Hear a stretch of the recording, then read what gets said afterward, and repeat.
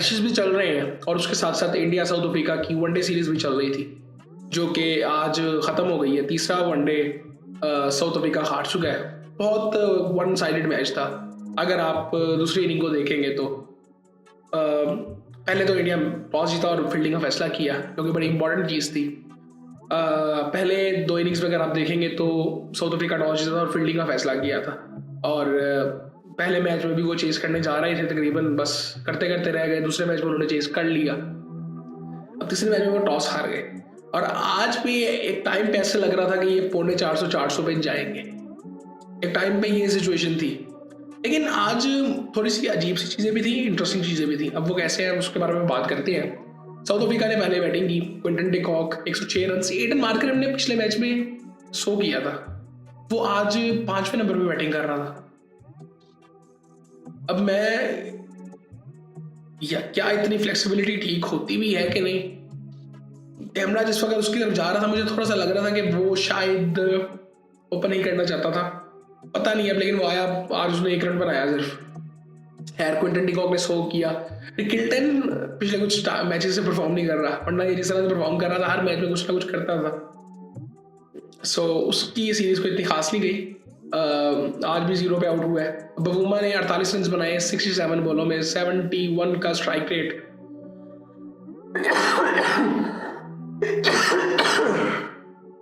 अब जिस वक्त क्विंटन डी कॉक और बवूमा खड़े हुए थे, बड़ी स्टेबल सिचुएशन थी और वहां से बड़े आराम से लग रहा था कि ये अगर स्टेबिलिटी से चलते जाएंगे तो ये बड़े आराम से 350 तो कम से कम करेंगे ना, 450 भी कर सकते हैं। फिर उसके बाद खैर बवूमा भी 48 रन बना के आउट हुए। डी कॉक जिस वक्त आउट हुआ ना, उस वक्त थोड़ा सा मतलब हो गया था काम खराब इनका। और फिर उसके बाद ब्रिट्स की भी 24 रन बना के आउट हो गया। मार्करम आया, वो भी आउट हो गया। ब्रेविस ने 29 रन बनाए। वो काफ़ी देर तक खड़ा रहा। अब उसकी ये इनिंग भी स्लो लग रही थी जिस तरह से वो खेलता है। वो काफ़ी देर तक खड़ा रहा, लेकिन वो जब 29 रन बना के वो आउट हो गया। मार्को एंसन भी आउट हो गया। कॉर्बिन बोश भी 9 रन। मतलब आज कह सकते हैं कि इनका दिन नहीं था। तो 270 पे ये ऑल आउट हो गए। एक पॉइंट पे ऐसे था, मतलब 30 ओवरों में इनके तकरीबन 185 रन थे। और डिकॉक और ब्रिट्स की आई थिंक खड़ा हुआ था।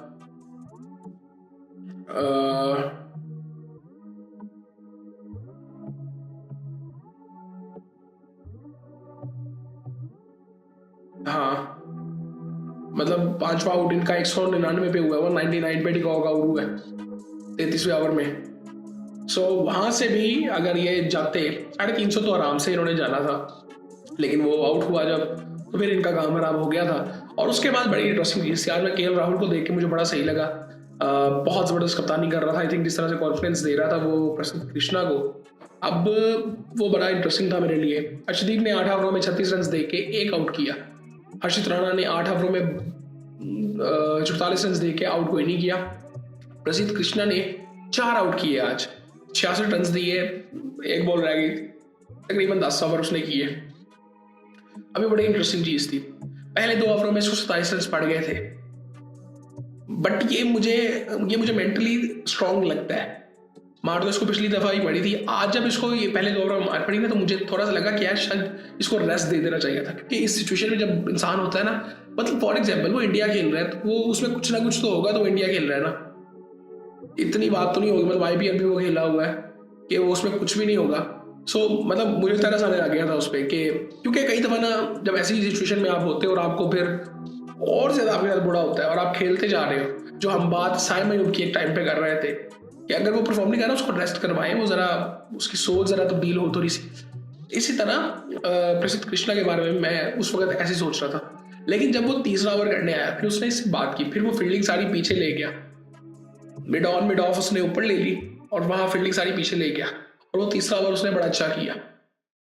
ये एक तरह से ठीक था, क्योंकि अब वो ब्रिट्स की उस वक्त खड़ा हुआ था, तो वो ट्राई कर रहा था कि मैं सामने इसको मारूं, क्योंकि सामने पीछे कोई नहीं था। लेकिन वो लग नहीं रही थी शॉट, क्योंकि इसकी पेस भी डिसेंट है, 140 प्लस करता है और लेंथ भी आगे बॉल कर रहा था। खैर वो उसके बाद उसने बेहतर बॉलिंग की और 4 आउट भी किए। और साउथ अफ्रीका की तरफ से मुझे थोड़ा सा ये लगा कि ये कई दफ़ा मुझे लगता है कि थोड़े से ज़्यादा एक्सपेरिमेंट्स करते हैं। पता नहीं अब एक्सपेरिमेंट था कि उसकी डिजोर्सी की वजह से ये सारा कुछ हुआ है। डिजोर्सी इंजर्ड हुआ था पिछले मैच में, तो अब मिडिल ऑर्डर में किसी को खिलाना था, अब गिल्टन और डिकॉक ने तो नहीं खेलना था, फिर इसलिए एडन मार्करम को जाना पड़ा। ऐसे हुआ होगा या तो सो ये सूरत हाल है जी। लेकिन आई थिंक कॉम्बिनेशन जब ठीक चल रहा होना तो कहते हैं उसको छेड़ो मत। सो कोई बात नहीं, उनको आई थिंक इतना कोई ज़्यादा फील नहीं हुआ होगा। इनकी T20 सीरीज भी बड़ी ज़बरदस्त होने वाली है। उसके बाद खैर ये जडेजा ने भी 9 ओवरों में 50 रन दे के एक आउट किया, 4 आउट किए कुलदीप यादव ने। इसने बेसिकली इनको ख़त्म किया कुलदीप ने। मतलब उसने 2-3 आउट जब एक ओवर में कर दिए तो वो बिल्कुल ही बैकफुट पे चले गए थे, ख़त्म हो गया था मैच। सो उसके बाद इंडिया है, मुझे फिर भी थोड़ी सी होप थी कि शायद बॉलिंग में कुछ करे, लेकिन बिल्कुल ही बहुत फ्लैट विकेट है और बैटिंग के लिए सूटेबल विकेटें थी। ये उसी तरह से था, मतलब आप कह लें कि गाबा में चल रहा है ना मैच, गाबा में बाउंस था लेकिन बैटिंग हो रही थी, मज़ा आ रहा था करने का। इधर बाउंस नहीं था। सो इधर हो सकती थी बैटिंग का, थिंक उन्होंने बैटिंग अच्छी नहीं की, या कह सकते हैं कि इंडिया ने बॉलिंग अच्छी की। इंडिया बैटिंग के लिए आता है पर डोमिनेंस नज़र आता है इनकी बैटिंग में। जायसवाल, मैं आज वैसे पहले तो मैं हैरान था कि इसका पहला 100 है और पहला 50 भी था इसका। अगर ये 50 करता तो मैं अब इसके ज़रा रिकॉर्ड देखना चाह रहा हूँ कि ओडीआई में, अच्छा ओडीआई मैचेस 4 खेला है बस अभी, यानी कि एक टेस्ट मैच, मतलब मैं वैसे हैरान हूँ। मुझे लगता था कि ये रेगुलरली खेल रहा है ओडीआई मैचेस भी, लेकिन 4 मैच खेला है अभी ये। सो ये टेस्ट मैचेस रेगुलरली खेल रहा है। T20 आई पहले खेला हुआ है, अब रिसेंट टाइम्स में तो नहीं खेल रहा है ये। सो खैर 4 मैचेस में इसका ये पहला 100 है। सो अच्छा, मुझे था कि शायद ये रेगुलरली खेल रहा है ये भी, क्योंकि रोहित शर्मा के साथ फिर ओपन कौन कर रहा था? केएल राहुल कर रहा था। कौन कर रहा था ओपन रोहित शर्मा के साथ? यही कर रहा था मेरे ख्याल से ओपन। सो खैर ये सूरत हाल है जी। जायसवाल ने 116 रन बनाए और वो नॉट आउट रहा। बड़ी ज़बरदस्त इनिंग थी। मुझे इसकी अच्छी चीज़ ये लगती है कि इसके पास शॉट्स हैं, टेक्निकली स्ट्रॉन्ग है और ग्राउंड शॉट्स मारता है। छक्के भी मारता है लेकिन ग्राउंड शॉट्स भी मारता है। 12 चौके 2 छक्के इसने लगाए, 96 का स्ट्राइक रेट था इसका।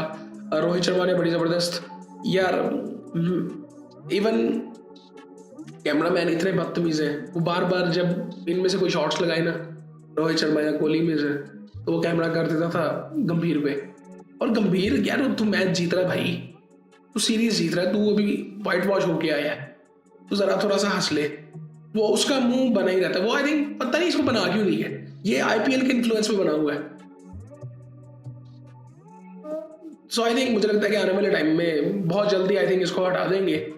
होपफुली शायद मैक्सिमम खींच ले इसको वहां तक, या T20 का ये तो नहीं मेरे ख्याल से करेगा कि T20 का अलग कर दे, लेकिन शायद ये T20 वर्ल्ड कप तक इसको रखे, उसके बाद इसको साइड में कर देंगे, ऐसे ही लग रहा है अभी तो। क्योंकि बड़ी अजीब सी चीज़ है, बहुत अजीब सा मतलब माहौल इनका लगता है मुझे अब इनका ड्रेसिंग रूम में, जो कि आई थिंक पिछले कुछ टाइम से कभी बात ही नहीं हुई इंडियन ड्रेसिंग रूम की कि ऐसा कुछ हो भी सकता है। विराट कोहली ने आज फिर 65 रन, उसने बड़े आराम से 150 के स्ट्राइक रेट से उसने बैटिंग की है। उस सबके मुंह पे क्या था बरमाड़ा, कोई भी नहीं कहता था इसके अलावा, इस तरह की ये बातें करता था। एक टाइम पे तो आई थिंक इसकी कुछ स्टेटमेंट्स थी ऐसी, ये बिल्कुल साफ कह रहा था कि इनको रिटायरमेंट ले लेनी चाहिए सीरियसली। और उसने विराट कोहली ने जिस तरह की आज मतलब इनिंग आज दोबारा खेली है, रोहित शर्मा ने 75 रन 73 बॉलों में 3 छक्के उसने लगाए, 7 चौके लगाए, 65 रन विराट कोहली। इनको ये वनडे से चले गए तो इनको बहुत ज़्यादा फील होगा, और मेरे ख्याल से इन्होंने ये भी जो बात चल रही है ना कि वापस आ जाएंगे ये, वो विराट कोहली ने तो आई थिंक क्लियर कर दी है कि हम वापस नहीं आएंगे, मेरे ख्याल से उन्होंने कहीं पे कहा है। सो और मैं ना जब ये हुए थे ना रिटायर, मुझे एक चीज़ थी कि यार इनका जिस तरह से इनका करियर चला ना, स्पेशली विराट कोहली का, ये चीज़ें इसके साथ नहीं होनी चाहिए, इसको नहीं करनी चाहिए ये चीज़ें। मैं सेम बाबर के लिए भी सोचता हूँ कि ये इस लेवल के प्लेयर्स को ना अभी भी आप अगर देखेंगे ना, ये जब बात करते हैं कि आज के प्लेयर्स ऐसे, आज के प्लेयर्स ऐसे, इवन जो PSL की आज बात हो रही है ना कि जी ये वाले नाम आ रहे हैं क्योंकि ये रिटायर होने वाले हैं, आप आज की क्रिकेट में देखें कौन सा इतना बड़ा नाम है, मैक्सवेल से बड़ा कौन नाम है, ये फैफ डू प्लेसी, ये आजकल के जो क्रिकेटर हैं किन का नाम आता है T20 क्रिकेट में? किसी का भी नहीं आता। विराट कोहली से बड़ा कौन है? इधर भी नहीं आ रहा। आने वाले टाइम में आपको कोई नजर आ रहा है? नहीं नजर आएगा। इस लेवल पे कोई भी जा ही नहीं सकता अब। मैं इसलिए बाबर की बात करता हूँ कि इनका एड चल रहा है, बाबर का अभी पड़ा हुआ है करियर। बाबर अभी तीनों फॉर्मेट खेल रहा है और उसके साथ उसके लेवल का अब कोई नहीं है, मेरे ख्याल से अब कोई नहीं है। केन विलियमसन, रूट वगैरह ये सारे चले चुके हैं। जो आज कंपेयर करते हैं ना ये जी, हैरी ब्रूक, उधर से रचिन रविंद्रा, ये इधर से शुभमन गिल की बात करते हैं, ये नहीं ऐसे करियर इनके जाएंगे। ये आपको देखना पड़ेगा। वो डिफरेंट जनरेशन है, बाबर डिफरेंट जनरेशन है। ये फर्क आपको आने वाले टाइम में नजर आएगा कि ये इस लेवल पे इतना कंसिस्टेंट नहीं रह सकेंगे। ये बड़ी एक सिंपल सी चीज है, इतने लंबे करियर इनके नहीं हो सकते। ये जो बात कर रहे हैं ना कि जी 20-20 साल खेलेंगे, अब नहीं होगा, ये बस हो चुका हुआ है। बाबर के भी अब पीक के अगर हम कह लेंगे तो मैक्सिमम 5-6 साल और खेल लेगा पीक पे, शायद उससे भी ज्यादा खेल ले, लेकिन ओवरऑल तीनों फॉर्मेट की अगर बात करें तो 5-6 साल खेल रहेगा। सो वो यहाँ पे ये खत्म हो जाएंगी ये चीजें। सो इसीलिए आई थिंक मैं ये बात करता हूँ हमेशा कि ये अब जो प्लेयर्स हैं ये वो नहीं है, डिफरेंट है प्लेयर्स। इनको इम्पैक्ट, ये इम्पैक्ट प्लेयर्स हैं मोस्टली। ठीक है, इम्पैक्ट अपना डाला जल्दी से, ये वो नहीं है कि ठीक है बहुत लंबे लंबे करियर, बहुत लंबी लंबी इनिंग्स, रेगुलरली रोज बनाने रन्स, वो नहीं है ये चीज़। अब आने आपको क्रिकेट कितनी नजर आ रही है, लॉन्ग फॉर्म क्रिकेट बहुत कम होती है। अब 2-3 मुल्क खेलते हैं, इंडिया खेल रहा होता है, ऑस्ट्रेलिया, इंग्लैंड ये खेल रहे होते हैं मोस्टली टेस्ट मैचेस, पाकिस्तान उसके बाद आ जाता है, फिर उसके बाद ये 3-4-5 मुल्क हैं। बाकी तो कोई इतनी ओडीआई क्रिकेट वैसे आपको नजर नहीं आती। वर्ल्ड कप ही वर्ल्ड कप रह गए हैं बस। सो ये सूरत हाल है जी। और बड़े आराम से इन्होंने 40वें ओवर में इन्होंने 271 रन बना लिए और 1 आउट था, 9 विकेटों से मैच जीत गए। आज फिर फील्डिंग जब कर रहे थे तो विराट कोहली साहब जरा मूड में तो थे, लेकिन जब उन्होंने बाद में सेलिब्रेट नहीं किया जब वो मैच जीत गए। ये अच्छी बात मैं ये नहीं कहूँगा कि उसको करना नहीं चाहिए, लेकिन वो आई थिंक मुझे लगता है कि मैं इसके बारे में सोच रहा था जब ये फील्डिंग कर रहे थे कि ये इसने अपने आप को जिस तरह से ग्रूम किया ना, ये बंदा ये कैरी भी करता है। फेम को कैरी किस तरह से करना है, फेम को मैनेज किस तरह से करना है, ये बेहतरीन मिसाल है हर तरह से। उस लेवल पे जाके जिस लेवल पे ये खेलता है और फेम को जिस तरह से मैनेज करता है, कैरी करता है, लेके चलता है सबको, लोगों को भी, अपनी गेम को भी, बड़ा ज़बरदस्त है। और उसके बाद इनकी बॉलिंग की मैं क्या बात करूँ, साउथ अफ्रीका की 1 आउट किया जी केशव महाराज ने, दैट्स इट। सो ये सूरत हाल है जी। इनकी बॉलिंग में वो क्यों नहीं खेला, रबाडा क्यों नहीं खेला? सो आई थिंक थोड़ा सा एक्सपीरियंस आ जाता है वहाँ से भी, लेकिन ठीक है, बिल्कुल बैटिंग विकटें थी, लेकिन T20 सीरीज का भी इनका मजा आएगा। सो बाकी फिर देखते हैं कि आने वाले टाइम में क्या होता है।